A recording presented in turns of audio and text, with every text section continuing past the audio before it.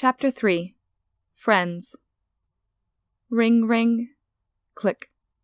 Yeah, hey, this is Sand speaking. This number belongs to Frisk, right? Okay, you're not saying anything, which I assume means yes. Looks like you somehow convinced me to do something really stupid. Don't know how you pulled it off, but I'm getting in touch like I said I would. I followed up on my old leads and couldn't find anything. Not even the start of something. I'm going to try some different routes on this go-around, so take your time, okay? You'll probably be tempted to rush through this, but setting things up on my end takes a while. Not to mention I've got to convince Papyrus that I'm doing my actual job. You'll like him. He's nice. But I'm sure you know that already.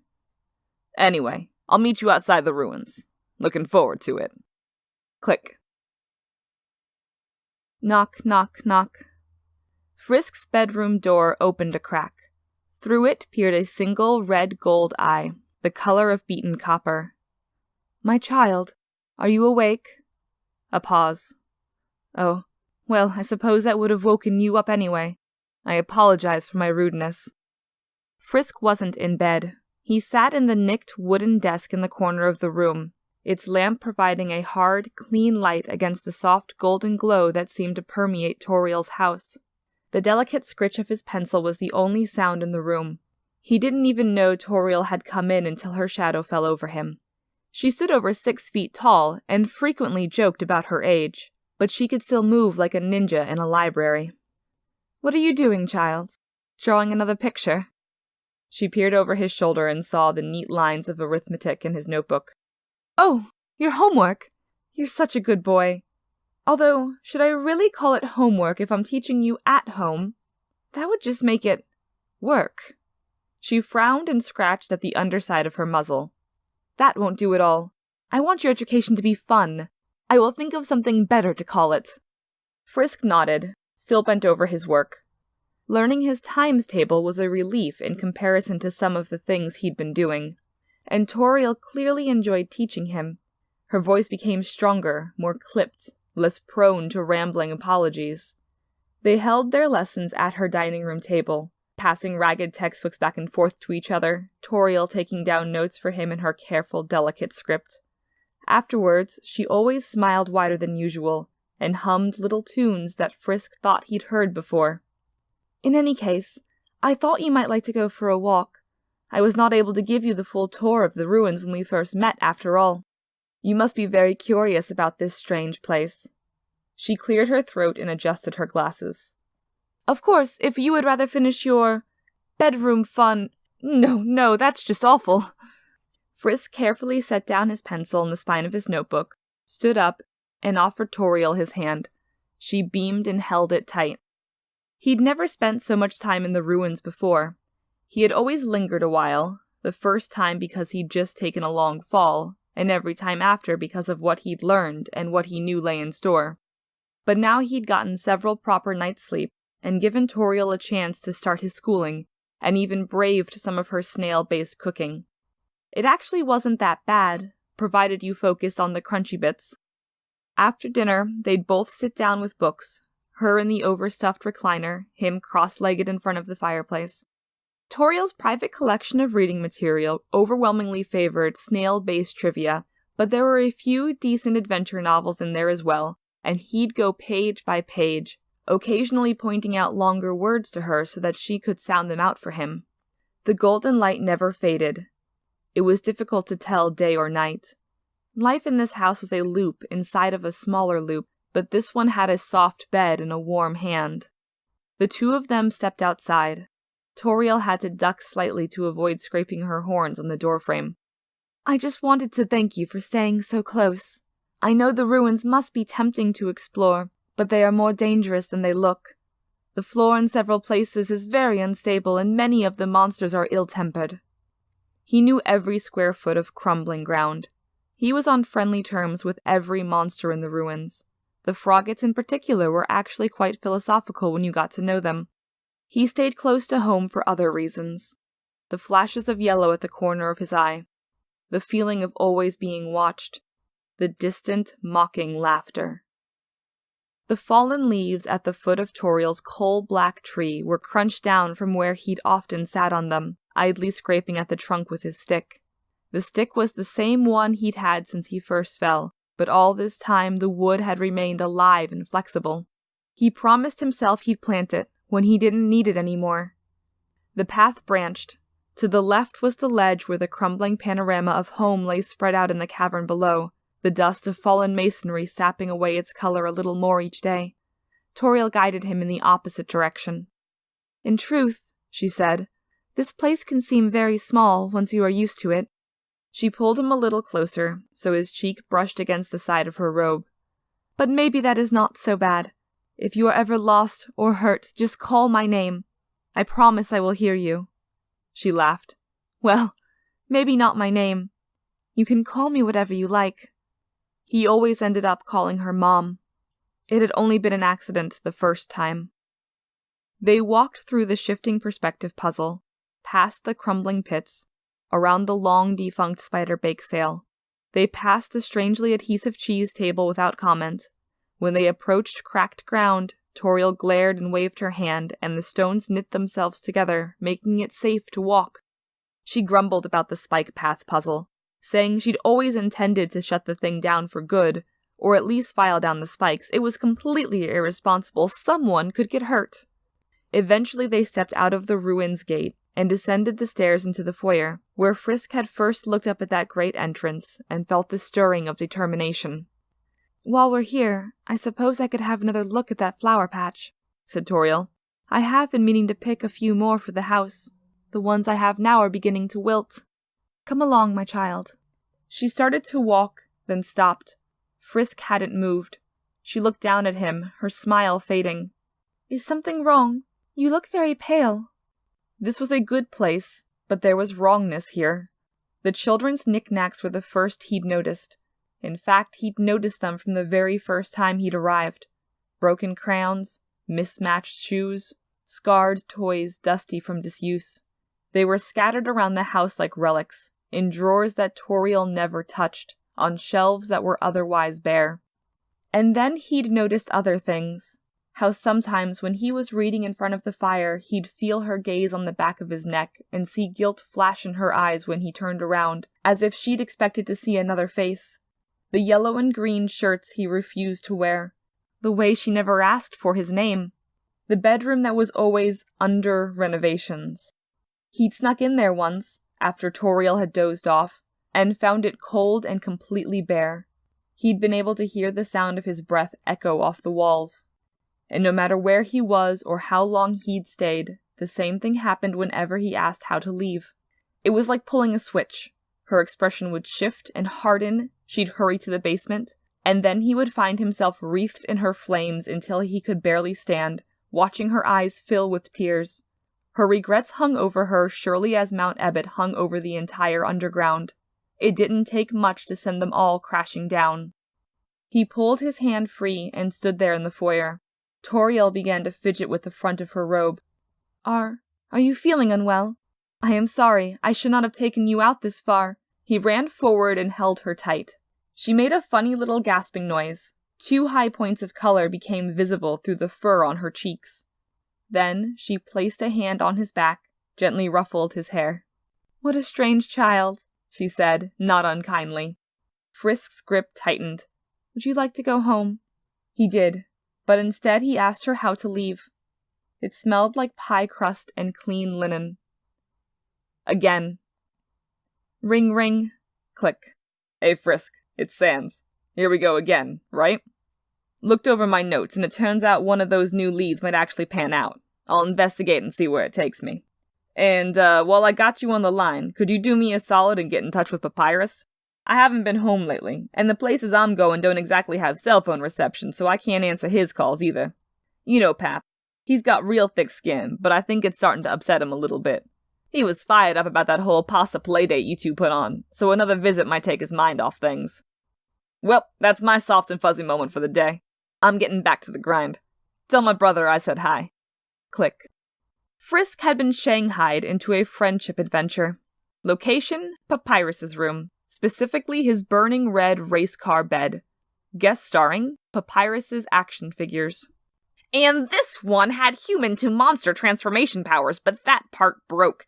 And this one had a button you could push to make her say hurtful things, but that broke too. And this guy has an ugly face and a bad attitude, and he cares a lot about clocks. That's it. That's his entire character. Papyrus sounded incredibly excited by this.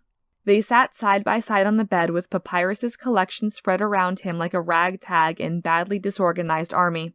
Frisk leaned in close to examine every new toy he picked up and showed off, but had to time his movements carefully. Papyrus was such a jumpy collection of joints and angles that his elbows alone posed a serious threat to Frisk's skull. Ooh, and this one's Zachary. The toy was of a masked man in a sweater decorated by a single red heart. Frisk touched his own chest at the sight of it. He's super mysterious and has strange powers over time and space, but he only ever appears in really special episodes. He paused. I mean, strategies. He twiddled with the toy's limbs a little bit. Sans likes him a lot. He went silent for a moment.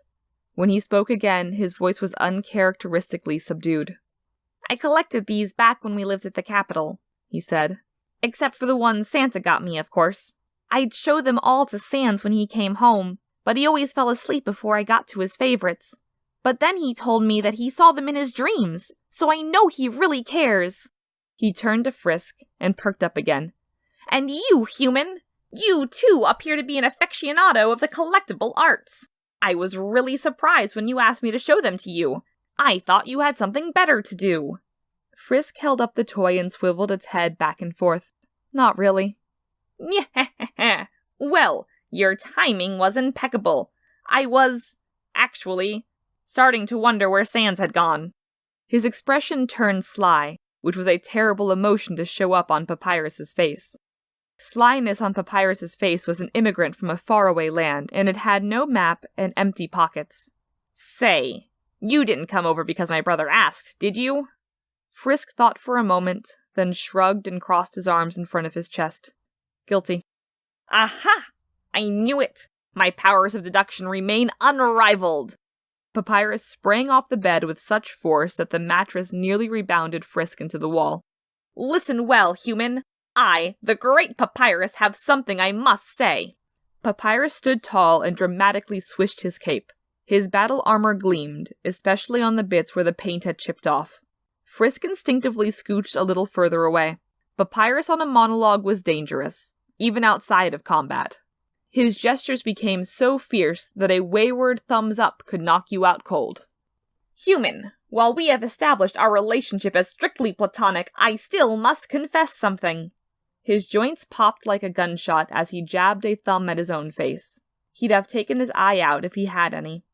From the very first moment I saw you, I had a good feeling, even before I discovered our mutual love of puzzles and pasta.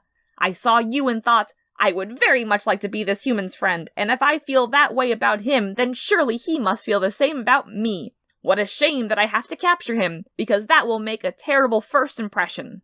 But, in the end, I did not have to capture you, so that all worked out okay. Frisk's ears were starting to ring. Papyrus took a moment to catch his breath. He rubbed his chin, his glove squeaking against the bone. His eye sockets narrowed. Not only that, he said, but I can tell from your expression. Papyrus's arms scythed through the air. His fingertips stopped a mere inch from Frisk's nose. That you feel the same way. About someone other than myself, of course. Frisk's jaw dropped. He looked away, feeling the blood rise in his cheeks. Once again, I penetrate your aura of silence and see the truth beyond. He smacked his chest plate. In that case, I hope your pursuit of this special someone is going well. Frisk curled up on the bed. His head gave a little shake. Some of Papyrus's enthusiasm drained from his expression. No? How odd. I can personally vouch for your friend-making abilities. He tapped his skull. Then, I ask you this. Do you think being friends with this person is a good idea? Frisk looked up and nodded, and then nearly fell off the bed as Papyrus's fist swung skyward.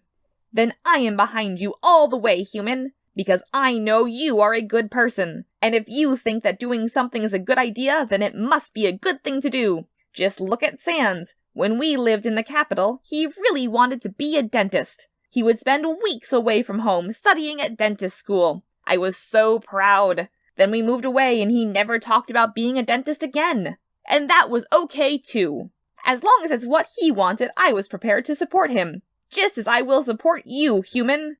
Plaster dust sifted down from the hole Papyrus had accidentally punched in the ceiling. And I will fix that later.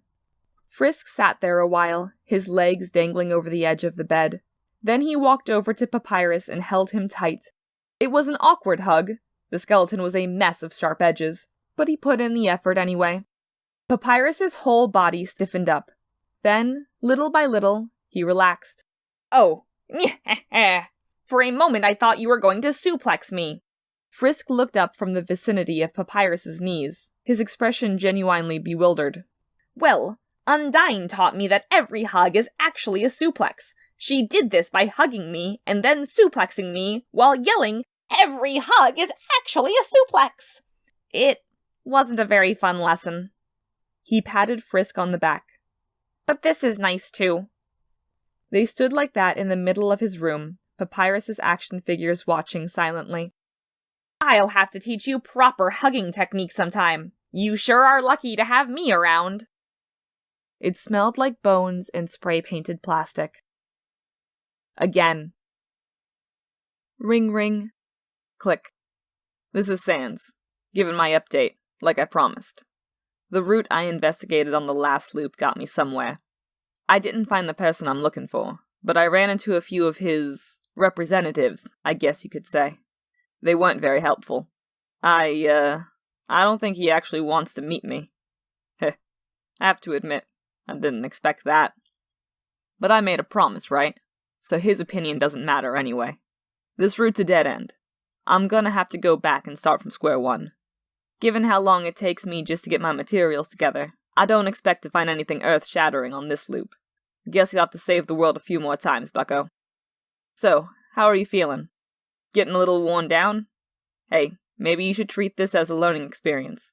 Now you have some idea of what you're putting the rest of us through. Sorry, I shouldn't have said that. I'll talk to you later. Click. With every cycle, there were certain constants, events unaffected by circumstance. Toriel always tried to block the exit to the ruins. Papyrus's special attack was always stolen by that nefarious dog. And Undyne's cooking lessons always ended with her house set aflame. Although, Frisk wasn't sure if he should count that last one. From what Undyne had told him, most of her cooking lessons ended with something on fire. Lots of things Undyne did ended with something on fire. At least this time they'd managed to make the sauce. It lay in the pot, blissfully unaware of the violence in its immediate future. Undyne leered over the stove and, with great relish, sucked tomato pulp off her knuckles. Frisk had surreptitiously backed away to the piano. The kitchen counter was a scene of culinary carnage that would have made a Vegetoid froth at the mouth and pass out. Juice stains ran all the way up to the ceiling. "The kitchen," Undyne said solemnly, "is a battlefield. The meal is your enemy. In its feeble way, the food you cook resists your efforts to make it delicious. And so, as with any opponent, you must strike fear into its heart." Her blue limbs blurred. In one motion she yanked open a drawer, extracted a wooden slotted spoon, and spun it around her finger. Then she seized its handle and brandished it at Frisk. "Human! You've already bested me in battle, but can you hope to overcome the lingering will of these wholesome ingredients?" Frisk stepped behind the piano. "Wait, what are you doing?" Frisk picked up the piano stool, carried it over to the stove, adjusted the seat, and climbed on top. Now, at least, his head was actually over the pot. Undyne snorted despite herself. "You're such a tiny thing. It's hilarious. Until I remember the fact that you defeated me." Her pupil visibly dilated. "Then it's enraging! Now take hold of your weapon!" He took the spoon from Undyne and stared down into the sauce. A single bubble popped apologetically on its surface. Undyne moved in uncomfortably close. "Now, it's time to stir. As a general rule of thumb, the more you stir something, the better it is. Ready? Let's do it. Frisk stirred the sauce. Harder. Frisk stirred the sauce harder. Harder! Frisk stirred the sauce yet harder. Harder! Ugh! She reached for the spoon. Let me! Frisk's eye flashed. He smacked his hand down on the counter and reversed his grip on the spoon, thumb and forefinger extended, its handle down at an angle. He stood poised over the stove. The sauce burbled in confusion. Undyne's eye widened. She took a hesitant step back. That stance! Impossible! The spoon sparked off the side of the pot as Frisk executed his latest stirring maneuver. With the added leverage of the counter and his revolutionary diagonal movement, he was able to achieve velocities unheard of by novice sauciers. The sound of wood scraping against cast iron filled the kitchen. Undyne stared, then gradually broke out a grin. And she had a lot of teeth to grin with. Yeah! She started to fist pump. Yeah! Yeah! Keep at it, human! Pour your whole being into this dish! The zest of this marinara comes not from fresh basil and oregano, but from your burning spirit! On cue, Frisk reached for the burner and turned it on high. Flames gushed out from around the pot. The edges of the spoon were beginning to wear down. Can you feel it? That fire in your chest! That heat boiling in your veins! That's friendship you're feeling! Man, I am stoked! She turned and stomped hard enough to send cracked spiderwebbing through the linoleum. Destroy that sauce, human! That sauce is your mortal enemy! That sauce owes you money! That sauce's name is Jerry! The spoon continued its rotation, moving in endless circles, looping around the pot without end. Frisk bared his teeth. His eyes were open so wide that his pupils were nearly visible. Behind him, Undyne was fist-pumping so hard that her knuckles were creating localized shifts in barometric pressure. Approximately 80% of her face now consisted of her many very sharp teeth. The stove roared. The flames leapt. The sauce itself actually began to rise out of the pot in a column of red, as though Frisk were summoning it from the depths of some acid reflux-inducing netherworld. Yes! Hell yes! Hell freaking yes! Friendship! Undyne flipped her table through the ceiling. Friendship! Undyne headbutted her piano in half. Friendship! Then they stood outside her burning house.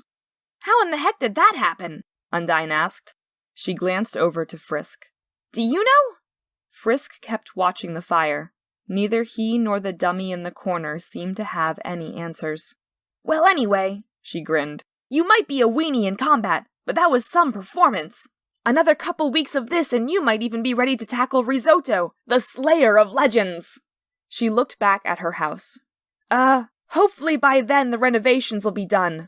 Asgore's always ready to foot the bill. Frisk's chest rose and fell. His fists were clenched at his sides. You know, said Undyne, it looked like you were way more tense in there than when you were fighting me. Either you didn't think I was a threat, which would be a terrible mistake, or you must have been really stressed about something. She narrowed her eye. Feeling better now? Frisk wiped sauce off his face and nodded. Undyne gave an approving grunt. Good! You've got to get that passion out into the world where it can actually help someone. Fight some good fights. Or in your case, go and snuggle something really aggressively. I don't know. She smirked. If you'd prefer, I'm always up for a rematch. And next time I won't be so nice. Except I will be. Because I guess we're friends now? Frisk turned to her, then sniffed and rubbed his eyes. He moved in with arms outstretched. Whoa, whoa, whoa! What the hell is this? She pushed him away and he looked up at her, confused. No hugging! Hugging is literally the worst possible tactic on the battlefield! Do you have any idea how vulnerable you are in mid-hug? Do you know the only difference between a hug and a suplex? She jabbed a finger at him. Lack of follow-through! Undyne formed a fist and flexed. Muscles bulged along her wiry arm. She held out the fist to Frisk. This is much better. With this simple gesture, you can express your undying friendship. She flexed again and grinned. Or annihilate your enemies. You get the nice one today. Thanks for showing me a good time, Pipsqueak. Frisk held up his own fist. Undyne bumped knuckles with him as gently as possible, but his hand was still numb for the rest of the day. It smelled like smoke and tomatoes. Again,